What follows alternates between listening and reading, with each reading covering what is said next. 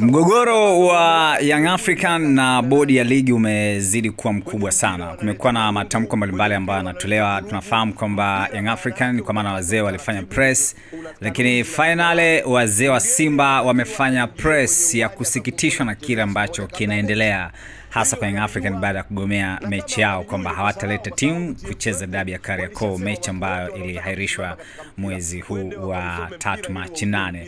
Wazee wa Simba hapa wanaongea na vyombo vya habari wakiendelea kusitiza na kutoa ya kwao ya moyoni. Kwa nini wamlaumu Karia, kwa nini bodi ya ligi na vitu kama hivyo hapo. Hii ni YP Design International TV kutoka Dar es Salaam. Mimi ni Mavala, endelea kuenjoy. Tumsikilize mzee wa Simba akifyatuka kweli kweli kuhusiana hili sakata. Enjoy. Karia amefanya makosa haya tu, baada ya wao kufanya makosa wao wanataka wamsingizie Karia, atakatena Karia wabebe kwenye kosa la wazi. Yanga wamefanya makosa ya wazi. Wanatakiwa wakae hadharani wakiri kwa Watanzania kwamba wamekosea ili waweze kujirudi, wasawazishe, warudi kwenye mpira. Mpira wa nchi hii uhitaji uhuni kwa sasa hapa tulipofikia. Kwa sababu mpira watu wanawekeza hela nyingi kwenye mpira. Ule mpira wa kutembeza bakuli wa hiari umekwisha.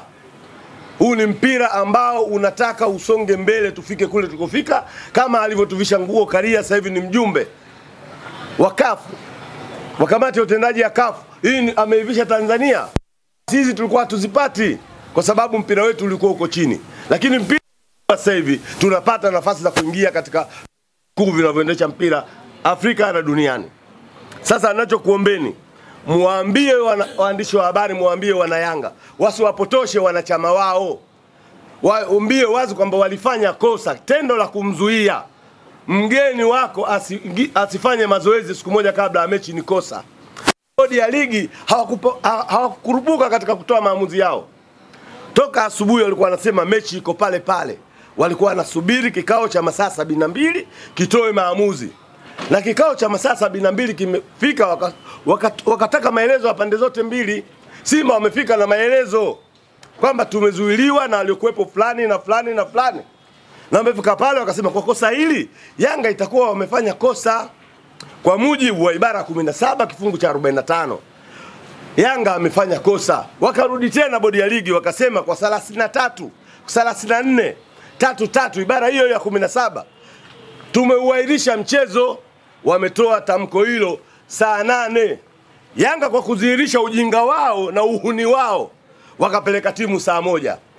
Leo wanatoka wanasema tupewe pointi 3. Walimkuta nani pale uwanjani? Hawakumkuta mwamuzi yoyote. Pointi 3 unapewaje? Umemkuta meneja wa uwanja tu ndio upewe pointi 3 kwa meneja? Umeenda kuuza nini pale? Yanga waache uhuni sana. Warudi kwenye mpira. Mpira unaendeshwa kwa mujibu wa sheria. Na sisi Simba kwa sababu tumebobea katika hizo sheria za mpira, na ndio maana tumwatia kwenye 18. Tumepeleka kwenye ibara 17, 45, mpira hakuna. Sasa ukipangwa tena wanatakiwa walete timu. Wasiseme sisi tutagomea tupate pointi 3, hawawezi kupewa pointi 3. Sababu Yanga wana rekodi ya kugomea. Walishagomea mechi kwa sababu pointi zilikuwa zimewabeba Bukoba. Ikabakia dabi moja kuja kumalizia mechi moja Dar es Salaam na Simba. Yanga akasema siwezi kuingiza timu, mechi nimemaliza Bukoba, kwa sababu alishatangazwa kuwa bingwa akiwa Bukoba. Hizi swala la kugomea mechi, kuvuruga dabi, Yanga amezoea. Na muomba ndugu yangu Karia, hawa ni punda, hawabebeki. Fadhila la punda ni mateke. Hawa umewabeba sana Karia, watakupiga mateke tu. Acha kuwabeba, rudi katika kanuni za mpira. Ukiwaacha kuwabeba hawa watakuheshimu.